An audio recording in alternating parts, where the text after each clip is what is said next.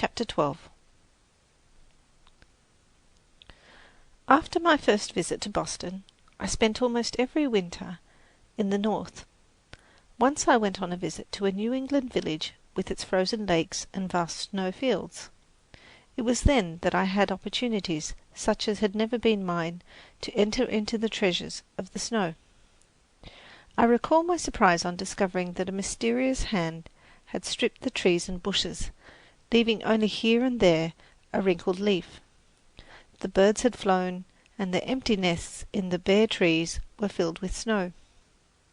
Winter was on hill and field.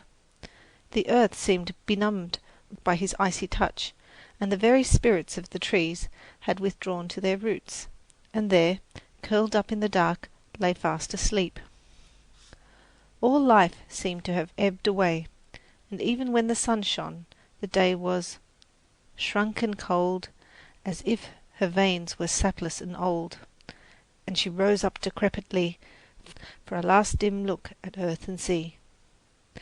The withered grass and the bushes were transformed into a forest of icicles. Then came a day when the chill air portended a snowstorm. We rushed out of doors to feel the first few tiny flakes descending. Hour by hour the flakes dropped silently, softly from their airy height to the earth, and the country became more and more level. A snowy night closed upon the world, and in the morning one could scarcely recognize a feature of the landscape. All the roads were hidden. Not a single landmark was visible, only a waste of snow with trees rising out of it. In the evening a wind from the northeast sprang up, and the flakes rushed hither and thither in furious melee. Around the great fire we sat and told merry tales and frolicked, and quite forgot that we were in the midst of a desolate solitude, shut in from all communication with the outside world. But during the night the fury of the wind increased to such a degree that it thrilled us with a vague terror. The rafters creaked and strained, and the branches of the trees surrounded the house rattled and beat against the windows as the winds rioted up and down the country. On the third day after the beginning of the storm, the snow ceased. The sun broke through the clouds and shone upon a vast undulating white plain.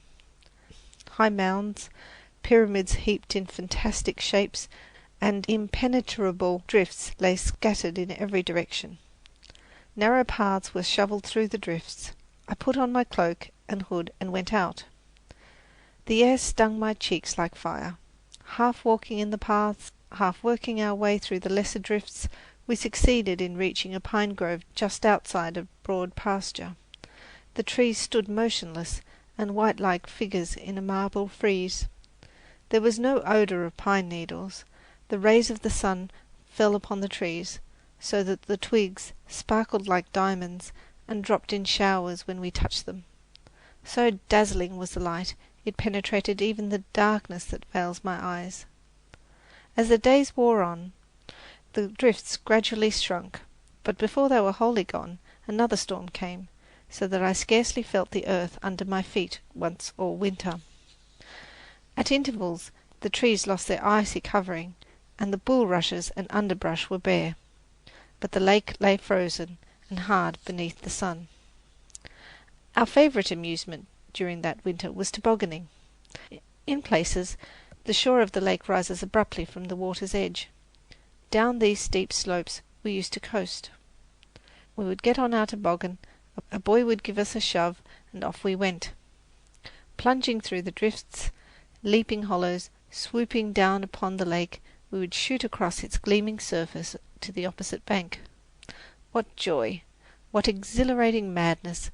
For one wild, glad moment we snapped the chain that binds us to the earth, and joining hands with the winds, we felt ourselves divine.